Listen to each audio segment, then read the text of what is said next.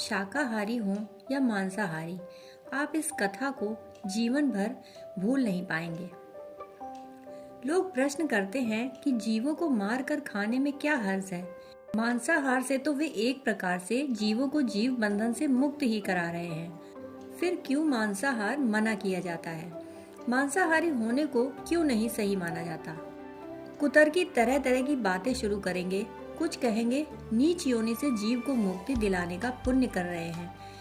फिर इस पर पाबंदी क्यों? इसे तो प्रोत्साहित करना चाहिए। शास्त्रों में भी जीव हत्या की बात है। राजागण शिकार करते थे, ऐसे तमाम तर्क दिए जाते हैं।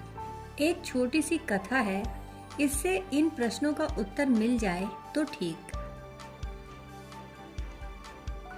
पुराने समय की बात है, मगध में एक बार खाद्यान्न संकट खड़ा हो गया।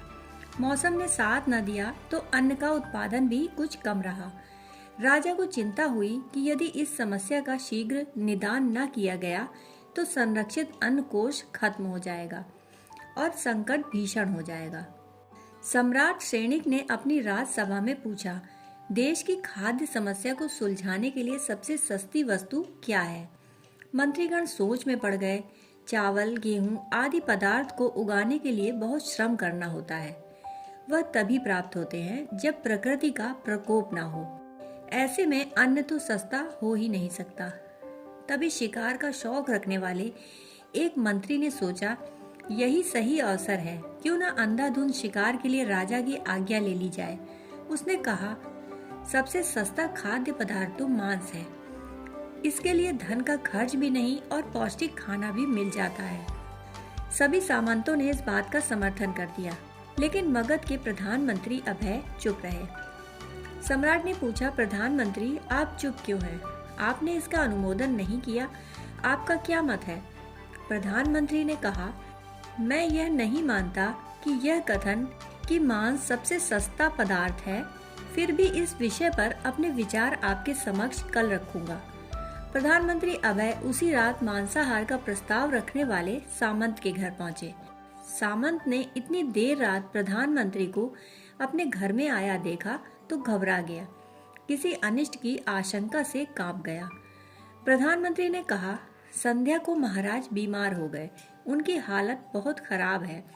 राजवैद्य ने कहा है कि किसी बड़े और प्रभावशाली आदमी के हृदय का 2 तोला मांस यदि मिल जाए तो राजा के प्राण बच सकते हैं। आप महाराज के विश्वास पात्र सामंत हैं, इसलिए आपसे योग्य कौन होगा? इसके लिए आप जो भी मूल्य लेना चाहें ले सकते हैं। कहें तो मैं आपको 1 लाख स्वर्ण मुद्राएं दे सकता हूँ, अथवा बड़ी जागीर। अपनी इच्छा कहें, मैं कटार से आपका हृदय चीर कर सिर्फ 2 तोला मांस निकालूंगा। सामंत के चेहरे का रंग फीका पड़ गया। वह सोचने लगा कि जब जीवन ही न रहेगा तब लाख स्वर्ण मुद्राएं और बड़ी जागीर किस काम आएगी। झटपट अंदर भागा और अपनी तिजोरी से 1 लाख स्वर्ण मुद्राएं लेकर आ गया। मुद्राएं देकर उसने प्रधानमंत्री के पैर पकड़ लिए। गिड़गिड़ाते हुए बोला, श्रीमंत, मैं आपकी 1 लाख स्वर्ण मुद्राओं में अपनी 1 लाख स्वर्ण मुद्राएं मिलाता हूँ। इस पैसे से आप किसी और सामंत के हृदय का मांस खरीद लें, किंतु मुझे जाने दें, यह बात किसी को पता न चले। प्रधानमंत्री ने कहा, सामंत, आप शरीर से बलिष्ठ हैं, आपकी कद काठी महाराज से मिलती जुलती है, इसलिए राजवैद्य ने खास तौर से आपका ही नाम लिया है। आपके दान से हमारे अच्छे राजा का जीवन बच सकता है। आप कहें तो मैं आपके लिए प्रधानमंत्री का पद देने को तैयार हूँ। खुद आपका कर्मचारी बनकर रहूंगा, पर प्रजा से राजा को न छीने। सामंत तो फंसता हुआ दिख रहा था। उसने शरीर पर अंग वस्त्र रखा, अपने जूते भी पहन लिए, जैसे वह वहां से बस भागने ही वाला है। सामंत अभय के पैरों में लौट गया। उसने याचना की, प्रधानमंत्री जी, मैं इस योग्य नहीं हूँ, और जब प्राण ही न रहेंगे तो फिर प्रधानमंत्री पद क्या, राजा का सिंहासन भी मिले तो क्या करूँगा। आप चाहें तो मेरा सर्वस्व ले लें, पर मेरे प्राण न लें। मैं अपना भवन, अपना धन सब आपको सौंपता हूँ। रातों रात राज्य से निकल जाऊंगा। इतना कहकर वह अपने घुड़साल की ओर भागा और अपना घोड़ा गांठने लगा। अभय भी पीछे पीछे गए। वह बोले, तुम अपना परिवार भी छोड़े जा रहे हो? सामंत बोला, श्रीमत अपने प्राण से प्रिय कुछ नहीं होता। जीवन ही न रहेगा तो कुटुंब का क्या करूँगा, जीवन रहा तो ही सुख है। इतना कहकर उसने छलांग लगाई और घोड़े पर बैठ गया। बस चलने को ही था कि अभय ने घोड़े की रस्सी पकड़ ली। वह सामंत से बोले, भागने की जरूरत नहीं है, आराम से रहो, मैं किसी और से प्रयास करता हूँ। यह कहकर प्रधानमंत्री अभय वहां से चले गए। सामंत के जान में जान आई, लेकिन मन में बेचैनी बनी रही। उसकी नींद गायब हो चुकी थी। मुद्राएं लेकर प्रधानमंत्री बारी बारी से सभी सामंतों के द्वार पर पहुंचे। सबसे राजा के हृदय के लिए 2 तोला मांस मांगा, लेकिन कोई भी राजी न हुआ। सबने अपने बचाव के लिए प्रधानमंत्री को लाख, 2 लाख और 5 लाख स्वर्ण मुद्राएं दे दी। इस प्रकार एक रात में प्रधानमंत्री ने 1 करोड़ स्वर्ण मुद्राएं जुटा ली। फिर सुबह होने से पहले अपने महल पहुंच गए। अगले दिन राजसभा के लिए सभी सामंत समय से पहले पहुंच गए। सभी यह जानना चाहते थे कि राजा स्वस्थ तो हैं। कोई किसी से भेद न खोलता था।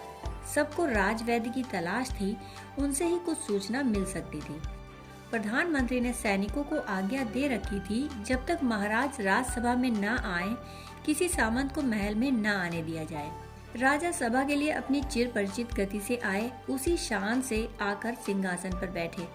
सभी सामंतों ने देखा, उन्हें कहीं से राजा अस्वस्थ न दिखे। उन्हें तो कुछ हुआ ही न था। प्रधानमंत्री ने उनसे झूठ बोला। हर सभासद के मन में यही प्रश्न चल रहा था, पर कोई किसी और से कुछ बोलता न था। तभी प्रधानमंत्री अभय ने राजा के समक्ष 1 करोड़ स्वर्ण मुद्राएं रख दी। राजा ने पूछा, ये मुद्राएं किस लिए हैं, कहाँ से आईं? प्रधानमंत्री ने सारा हाल विस्तार से कह सुनाया।